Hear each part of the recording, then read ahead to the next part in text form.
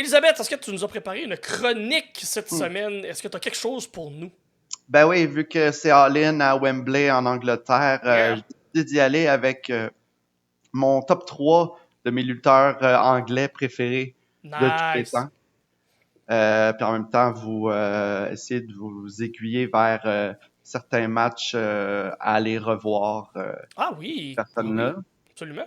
Là, bien sûr, pour un top 3, j'ai triché parce que j'ai une mention honorable. Ben oui, tout le temps. Ben oui, tu peux pas avoir de top 3 sans avoir un top 4 ou un top 5, évidemment. Ma mention honorable, c'est William Regal. Ouais, William Regal, qui a brillé par sa lutte, par ses moments en tant que figure d'autorité oui. à différentes ères de la WWE. Mhm. William Regal, qu'on oublie que dans la vraie vie, c'est un legit tough guy. Hein? C'est reconnu que c'est un des gars contre qui tu veux pas te pogner dans la rue. Un vrai tough, là. C'est ça, en arrière d'un pub. Mhm. Après 2-3 Guinness, non, tu sais. Exactement. Mais blague à part, c'est ça. William Regal, à l'attitude era, Ruthless Aggression era, beaucoup de bons matchs. Mhm. Il a fait beaucoup de moments comédiques très intéressants. Mhm. Euh, Mon match court préféré de tous les temps, je crois, c'est William Regal contre Spike Dudley à Raw. Ça, Ouais. c'est la défense du titre européen.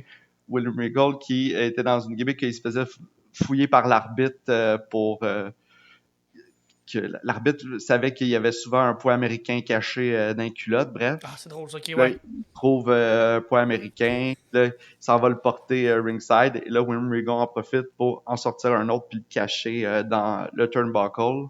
Wow.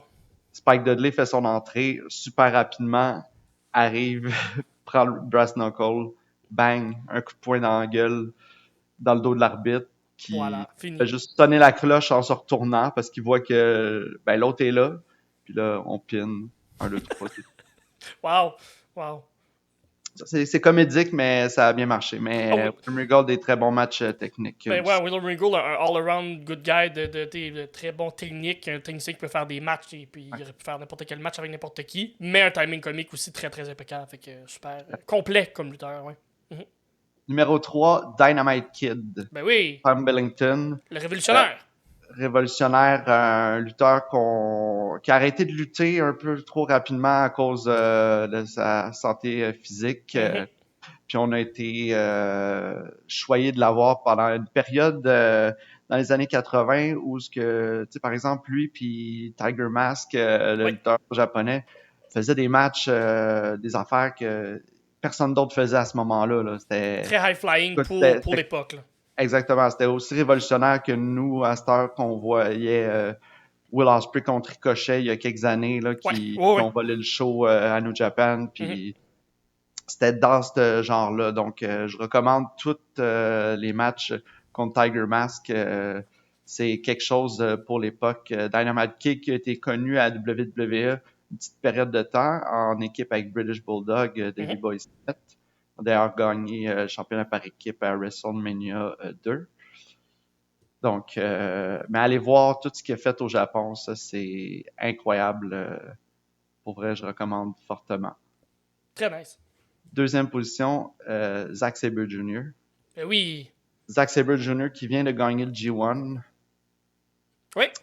qui a livré des matchs classiques. Ce gars-là, c'est une machine à soumission. Écoute, il est capable de twister autant son corps que le corps de l'adversaire de Toujours façon fluide aussi, hein. fluide, les transitions entre les moves. Il y a personne qui est à son niveau à ce Mhm. niveau-là.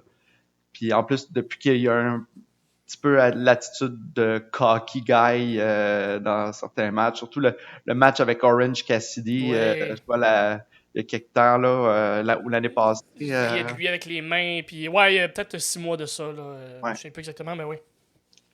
ça, très bon. Donc, Zack Sabre Jr., n'importe quel match contre Will Ospreay, des matchs du G1 New Japan. Un gars qui a commencé en tant que junior heavyweight, mais Ouais. qui est devenu un heavyweight un peu comme un Will Ospreay. Mhm. Donc, mon numéro 2, Zack Sabre Jr. Zack Sabre Jr. qui a aussi un timing comique impeccable. Ouais. T'es pour jouer le gars un peu stoïque, un peu pince sans rire. Là, ça prend quand même un très bon timing comique. Fait que, bravo à lui. Il y a des teintes de William Regal dans Zack Sabre Jr. Et laisse-moi deviner ton top 1. Est-ce que ça pourrait être un Will Ospreay? Ben, c'est Will Ospreay. Yes! C'est Will Ospreay, probablement le favori de beaucoup de personnes. Ben oui, favori bien de Max, sûr. entre autres. Quoi dire de plus Tout. sur Will Ospreay? Tout et rien. Au sommet de la lutte, on en parle à toutes les semaines. Ouais.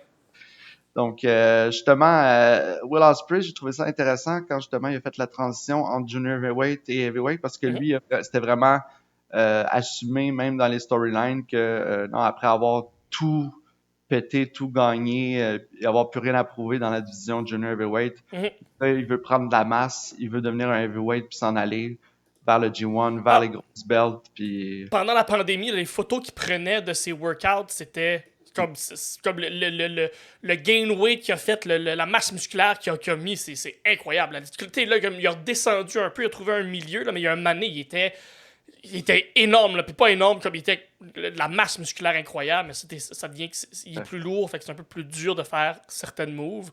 Fait que je pense qu'il a trouvé un bon milieu, mais oui, t'as raison, là, la transition est incroyable. Je recommande n'importe quel match Will Ospreay contre Kenny Omega, n'importe quel match Will Ospreay contre Ricochet. Allez voir ça. C'est un Will Ospreay qui est plus jeune, plus même, mais ce qu'ils font est devenu viral là, dans ce match-là.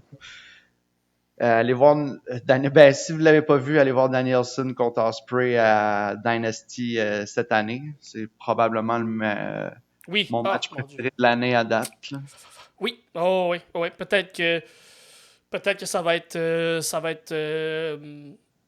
excédé avec... Il y a 2 matchs potentiels là, qu'on va parler tantôt là, qui pourraient devenir des potentiels... il y a beaucoup de potentiel dans ce que je dis. Là. Le match de l'année, MJF contre Will Ospreay et ou Bryan Danielson contre Swerve. On va en reparler plus tard dans l'épisode. Mais oui, Will Ospreay au milieu. Il va être dans le top 10 des meilleurs matchs de l'année. Il va être sur 7 matchs. Là. À ce point-là, à quel point il est bon. Là. Si vous êtes du genre à avoir découvert Will Ospreay seulement récemment, allez voir ces matchs là, dans la division Junior Heavyweight de la New Japan. Contre des gars comme Kota Ibushi, Takahashi, l'essai longue, il y a des bijoux là-dedans. Absolument, 2017, 2018, 2019, là, c'était des grosses années Junior Heavyweight pour lui à la New Japan.